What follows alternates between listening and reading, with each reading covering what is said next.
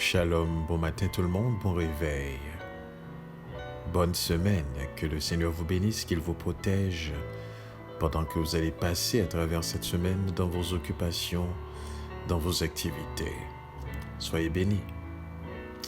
Si c'est votre anniversaire aujourd'hui, je vous souhaite joyeux anniversaire. Soyez contents, soyez bénis, soyez conscients.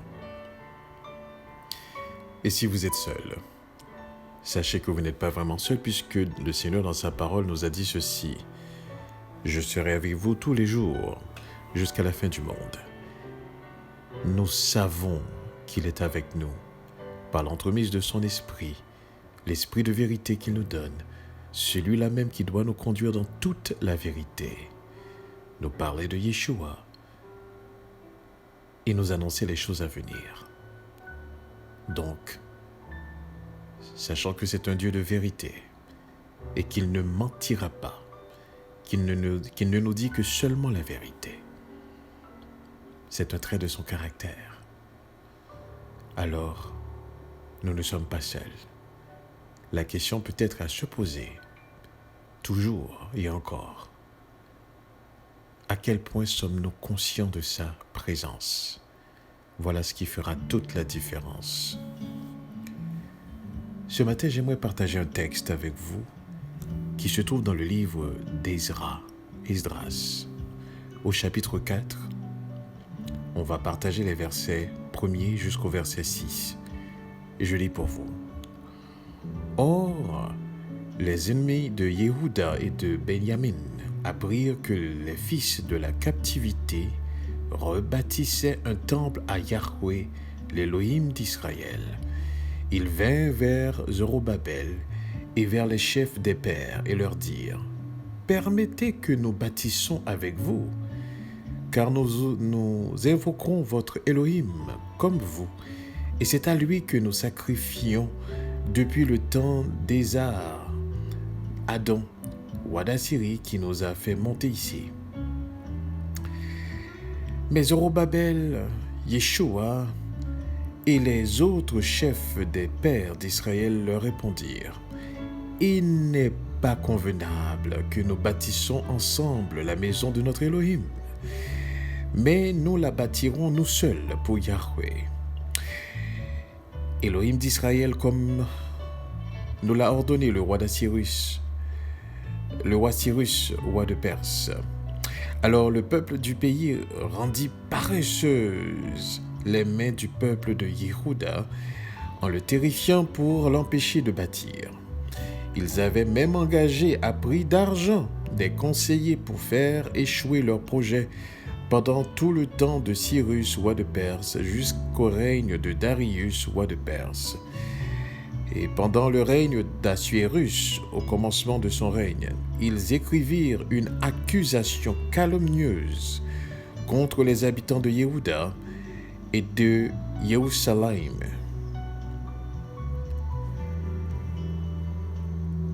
Voici un texte dans le livre d'Esdras, au chapitre 4, à partir du verset 1er jusqu'au verset 6. Vous pourriez vous-même lire.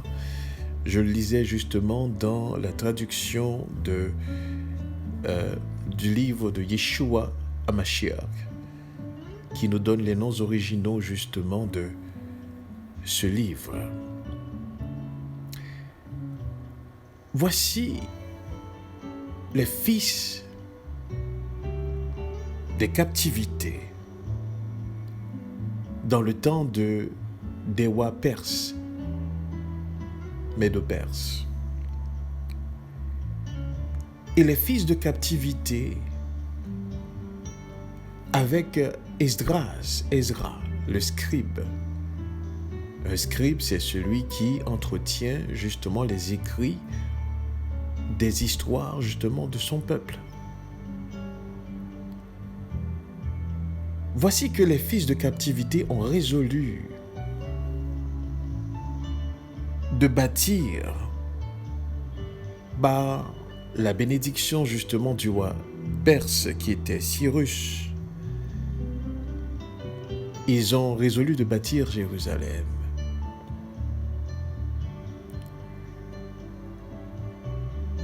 Or, Alors Jérusalem, c'est la ville qui leur permet effectivement toujours d'avoir un lien avec Elohim. Et quand ils ont résolu de faire cela, écoutez bien ceci, voici qu'il y a un groupe de personnes qui sont venues pour leur dire, écoutez, regardez, on va vous aider à bâtir justement votre ville.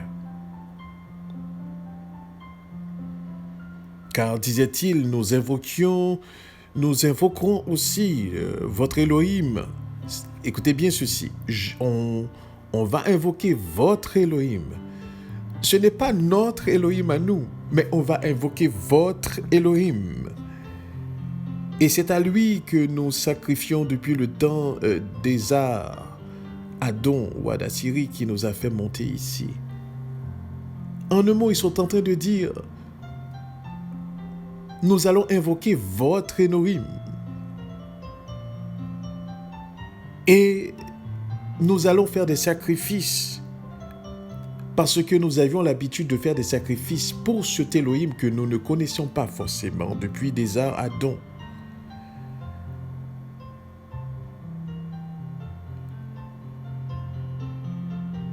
Comprenez bien ceci.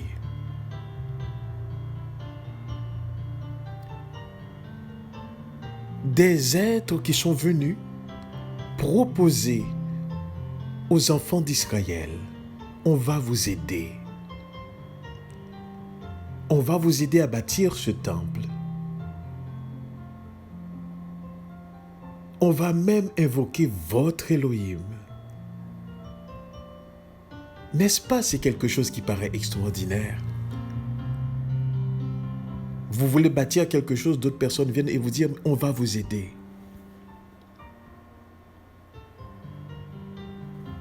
Mais ce qui est extraordinaire, c'est que même pour bâtir le temple d'Elohim, il y a une manière de faire. Ce n'est pas n'importe qui peut le faire. Car Elohim est sanctifié. Et tout travail qui doit lui être adressé doit être sanctifié, mis à part. C'est ce qui fait la différence entre Elohim et toutes les croyances qui se trouvent à Babylone. Babylone qui n'est plus maintenant, à cette époque. Puisque maintenant on parle les rois médo-perses.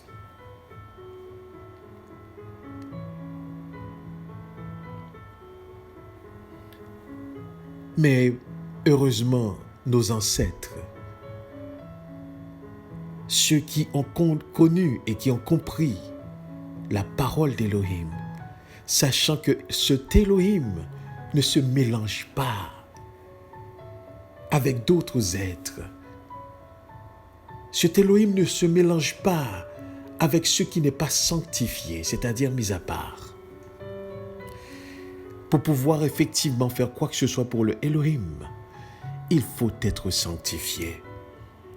Sachant cela, qui sont le peuple et qui doit être sanctifié pour faire le travail, ils ont répondu, non, il n'est pas convenable que nous bâtissions ensemble la maison de notre Elohim, mais nous la bâtirons nous seuls pour Yahweh.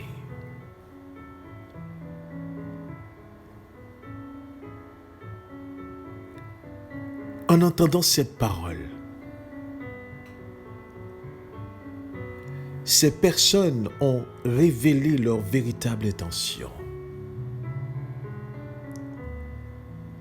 Et depuis lors, ont cherché à faire cesser le travail que faisaient nos ancêtres, que faisait le peuple d'Israël, la tribu de Yehuda, de Juda et de Benjamin, de Benjamin. Ils ont même engagé des conseillers à prix d'argent pour faire échouer le projet. Et cela, ce n'est pas pendant un temps. ils l'ont fait pendant tout un règne, pendant le temps du règne de Cyrus, pendant le temps du règne d'Arius. Est-ce que vous avez compris à quel point que cette tribu de Yehuda et de Benjamin ont souffert avec ces personnes qui ont empêché de bâtir le temple de Elohim.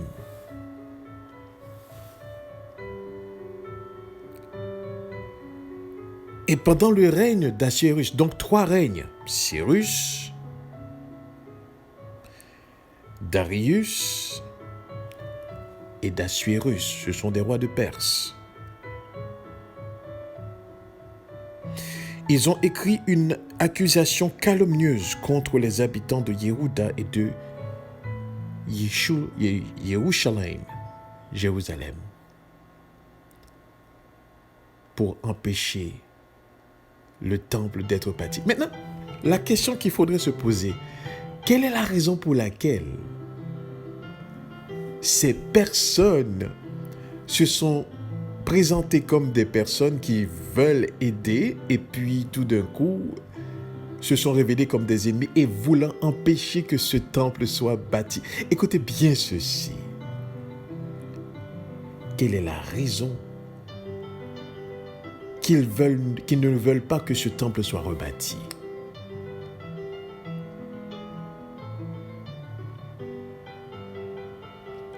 Le temple de Jérusalem, représentait une menace pour ces gens. Car écoutez bien ceci, le temple de Jérusalem était le temple où est-ce que l'Élohim était invoqué. Et ces personnes reconnaissent l'histoire du peuple d'Israël. Et ils savent tout simplement la seule façon de maintenir Israël dans la servitude, c'est de l'éloigner de son Élohim. Tant et aussi longtemps que tu ignores ton Élohim, tu seras notre esclave. Nous te dominerons. Mais quand cette réconciliation se fait entre toi et ton Élohim, nous savons que nous n'avons absolument aucune force. Car ton Élohim est vrai et il constitue ta force.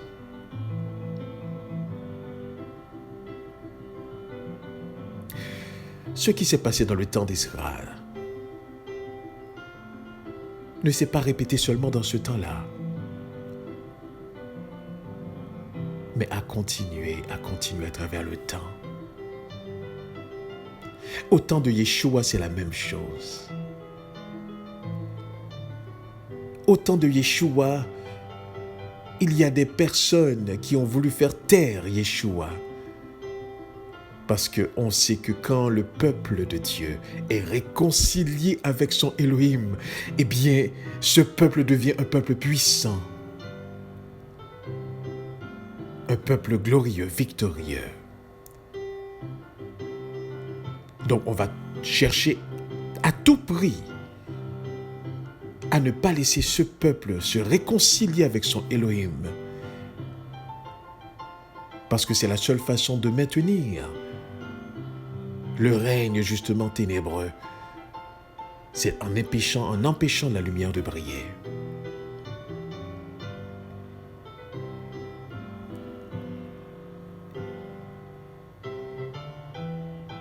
Comprenez bien ceci. Les ennemis de Juda et de Benjamin, quand ils apprirent que les anciens déportés reconstruisaient le temple, ils ont eu peur que ce peuple, avec ce passé, parce que, écoutez, quand on parlait d'Israël, on ne parlait pas d'Israël comme une grande armée, on ne parlait pas d'Israël comme un grand peuple, une grande civilisation. Non, quand on parlait d'Israël, quand on évoquait le nom d'Israël, on ne voyait qu'une seule personne, Elohim. ce peuple était créé en rapport avec son Dieu, son Elohim. Donc comprenez bien ceci. Quand on voit les anciens déportés voulant reconstruire ce temple, cette crainte d'Elohim, cette peur justement d'Elohim de ce peuple commence à effrayer les gens et ils veulent à tout prix empêcher que ce temple soit rebâti afin que ce peuple puisse être réconcilié spirituellement avec leur Elohim, sachant que si cela se fait, eh bien c'est leur perte.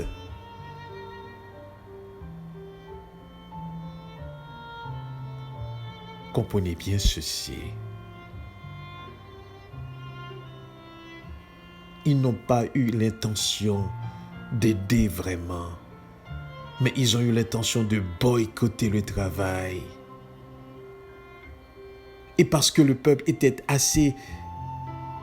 avait assez de discernement pour savoir ceci, lorsque nous bâtissons, nous ne pouvons pas bâtir avec des peuples étrangers. Lorsque nous bâtissons, nous avons des principes pour bâtir. Lorsque nous bâtissons, nous avons des principes d'Elohim, justement. On doit être sanctifié. Ce n'est pas n'importe qui peut venir pour bâtir pour Elohim. Cette personne doit être sanctifiée, mise à part. Il y a toute une cérémonie, dirais-je, qu'il faut faire pour entrer dans le travail lorsqu'il s'agit de Elohim, le Dieu d'Israël. Parce qu'ils ont compris cela et respecté cela. Alors ceux-là même qui ont voulu aider se sont révélés sur leur vrai visage comme des ennemis. Et à partir de là, pendant 3 règnes, ils ont tenté de faire échouer ce projet, pour que ce peuple reste toujours dans l'état de captivité, dans l'état de peuple déporté, dans l'état de peuple sans identité, dans l'état de peuple ignorant, dans l'état de peuple syncrétisé.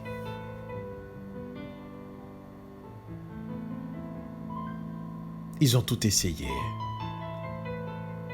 mais ils ont échoué. Aujourd'hui, il y a un reste faible qui veut bâtir un temple pour Yahweh, pour Elohim, le Dieu d'Israël. Mais cette fois-ci, ce n'est pas un temple fait de main d'homme. Non.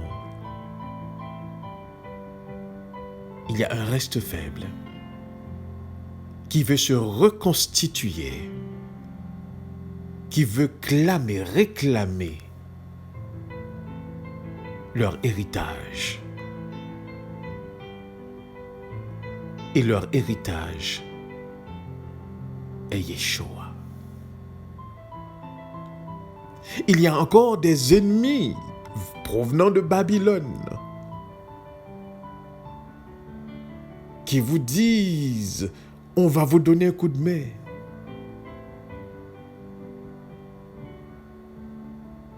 Malheureusement,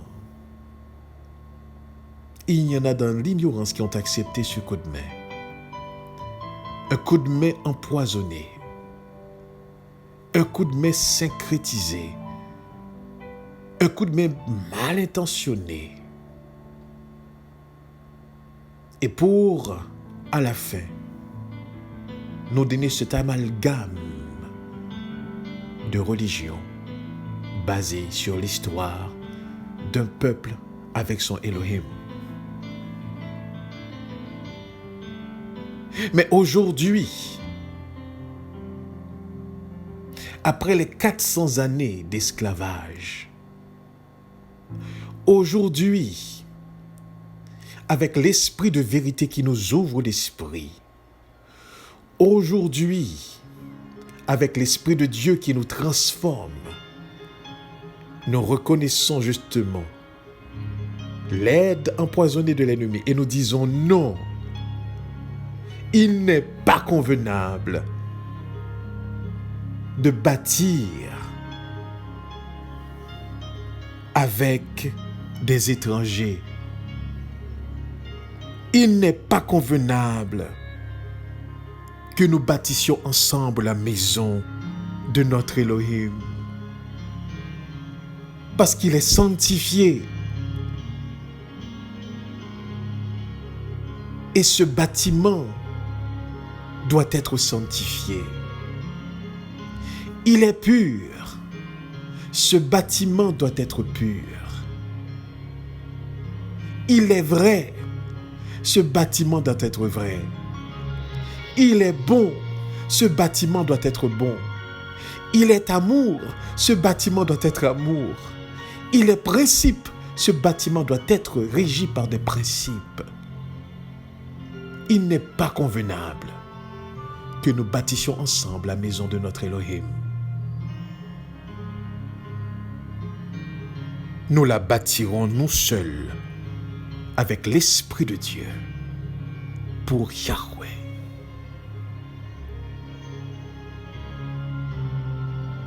Je ne sais pas exactement comment vous vous bâtissez puisque c'est vous qui êtes maintenant le temple de Dieu, le temple d'Elohim. Mais laissez-moi vous dire quelque chose. Vous allez avoir des personnes autour de vous qui vont vouloir vous aider à bâtir. Ceux-là qui vont vouloir vous aider à voir clair. Ceux-là qui vont vouloir vous aider à faire le plan, à planifier. Ils vont vouloir vous aider à découvrir la vérité.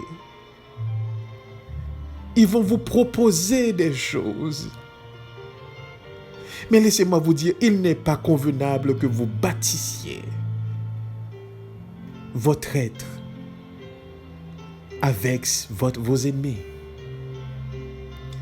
Ils ne sont pas bien intentionnés à votre égard. Votre réconciliation avec votre Elohim, votre Dieu, constitue une menace pour eux.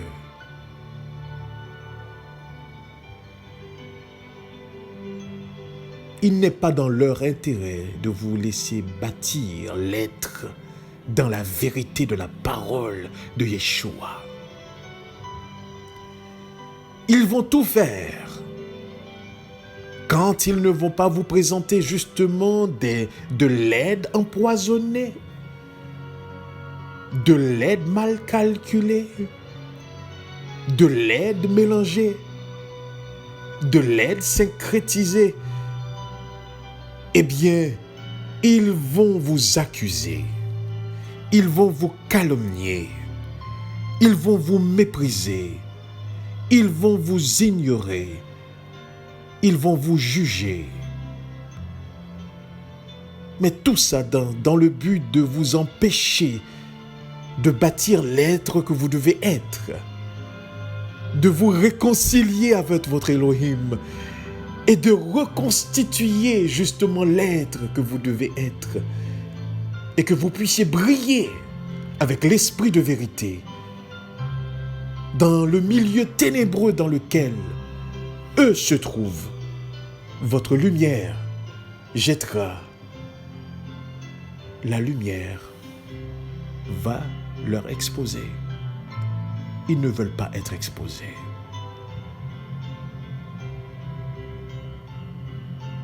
Voilà pourquoi ce matin, comprenez, ce ne sont pas tout le monde tous ceux qui vont venir vous dire « Ah, je suis d'accord avec toi. Ah, je partage ta joie. Je partage ta vision. » qui sont en réalité vos amis. À la fin, lorsque vous n'allez pas vouloir bâtir selon leur plan, selon leur vision, selon leurs moyens, lorsque vous décidez vous-même avec l'aide de l'esprit de vérité, de bâtir l'être que vous devez être, eh bien, c'est là que vous allez voir que leur intention n'a jamais été vraiment de vous aider à bâtir, mais de vous nuire. Parce que votre réconciliation avec Elohim est quelque chose qui va leur nuire.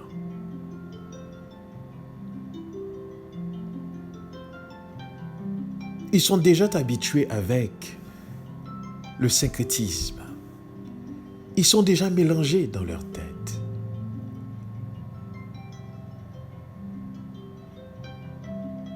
Ils n'ont aucun fondement. Mais vous voyant vous fonder sur ce qui est solide, ils vont vous empêcher de le faire. Il y avait l'histoire de 4 amis. Un qui était un artiste, un autre qui était un potier, un menuisier et un sculpteur. Ces amis ont décidé de faire un pacte ensemble parce qu'ils allaient partir chacun dans un autre pays qui n'allait plus se voir.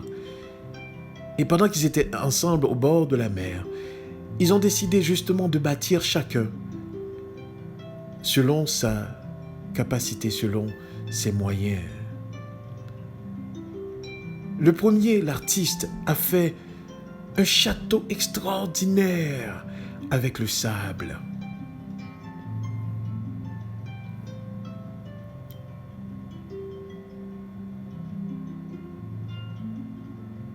Vraiment extraordinaire, quelque chose de très beau à voir, très détaillé.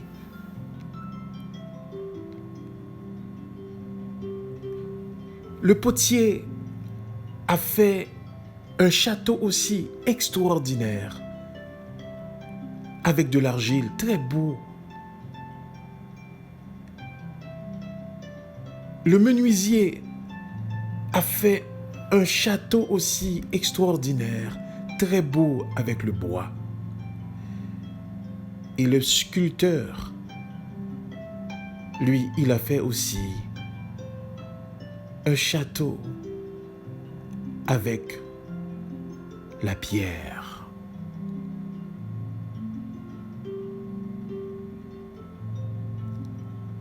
Et ils sont partis,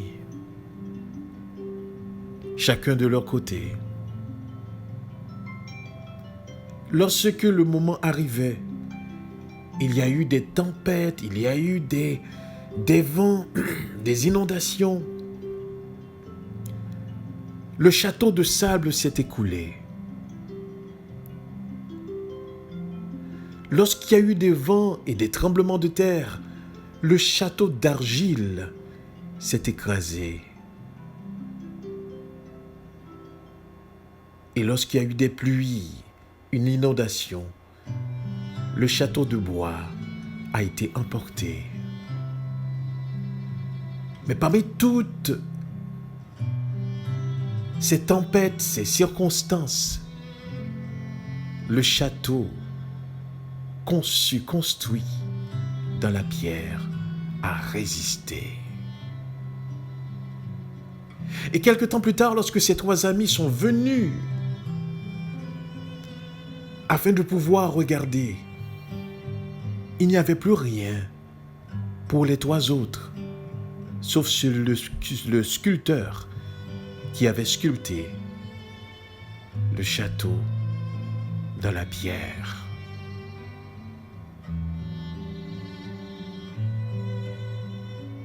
Laissez-moi vous dire quelque chose. C'est ainsi la parole de Dieu. C'est ainsi que la parole de Yeshua, il est sculpté dans la fondation de l'éternité. Le temps n'y peut rien contre cette parole. L'illusion n'y peut rien contre cette parole. La calomnisation ne peut rien contre cette parole. La fausseté ne peut rien contre cette parole. La science, la sagesse humaine ne peuvent rien contre cette parole. Parce qu'il est fondé dans l'éternité.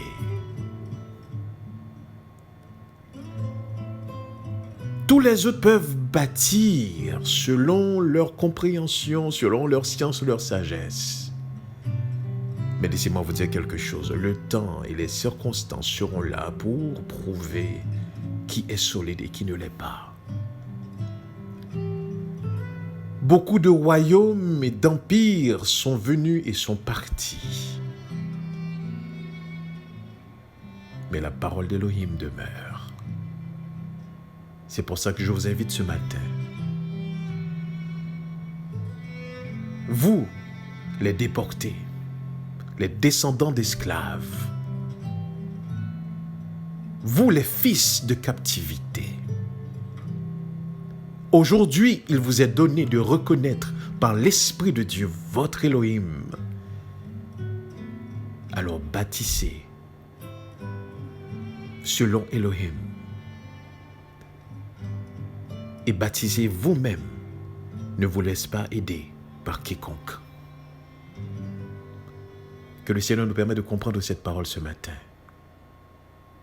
Et nous continuons à rester conscients de sa présence. Amen.